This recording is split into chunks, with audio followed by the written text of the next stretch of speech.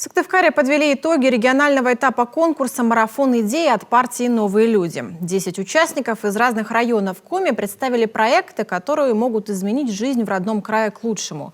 Подробнее о победителях и о конкурсе в целом Евгения Кладкевич.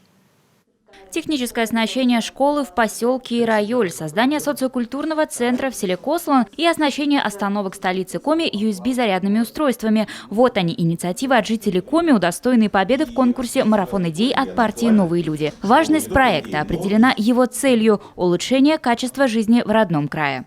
Как мне предложил один из ведущих, это сделать одну тестовую, получается, остановку транспорта и попробовать, зайдет ли эта идея или нет.